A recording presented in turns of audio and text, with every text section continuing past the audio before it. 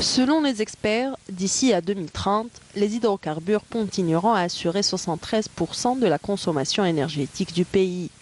Mais la transition doit, au dire de tous, être amorcée maintenant. Plusieurs alternatives s'offrent donc à l'Algérie. Le photovoltaïque, il faut arrêter de dire que c'est compliqué, c'est plus facile de faire une usine de photovoltaïque qu'une usine de télévision parce qu'il n'est pas cher et il est simple. C'est le moins cher et le plus rentable et le plus simple. Vous avez vu les courbes que j'ai montrées, il y a 20% de croissance annuelle. Vous avez maintenant à peu près 65 gigawatts par an fabriqués dans le monde, 65 gigawatts par an ajoutés. Donc c'est une technologie d'avenir. Mais cette énergie doit être accompagnée d'un tissu industriel favorisant l'émergence de nouvelles filières. Industriel يخدم. احنا عندنا un tissu industriel, عندكم شركات كيما كوندور, كيما هادو. Aujourd'hui, c'est des usines qui sont fonctionnelles mais qui sont vides. يقدروا يخدموا غدوة 75 ميجاوات, ils ne sont pas chargés, ils ne sont pas sollicités. لازم, il faut qu'il y ait une volonté. حنايا في l'étape باش نخدموا le tissu industriel اللي شغال وكاين.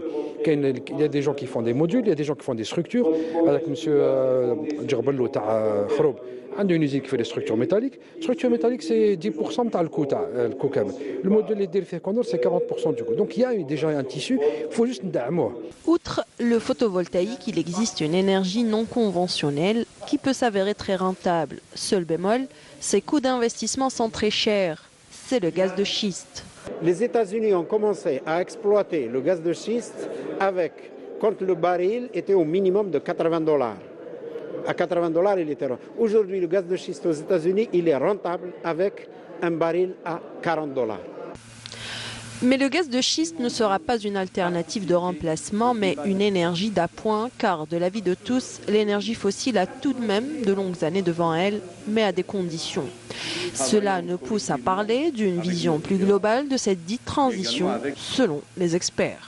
Justement, comment travailler différemment? Alors, notamment, développer l'exploration, car le potentiel de l'Algérie est tout à fait important, mieux optimiser la gestion des gisements actuellement en production, aller de façon raisonnable vers le non conventionnel et diminuer les impacts environnementaux négatifs des énergies conventionnelles. Il y a là aussi beaucoup de choses à faire dans ce domaine, au niveau de l'Algérie, au niveau de l'Afrique, au niveau du monde arabe et au niveau du monde entier.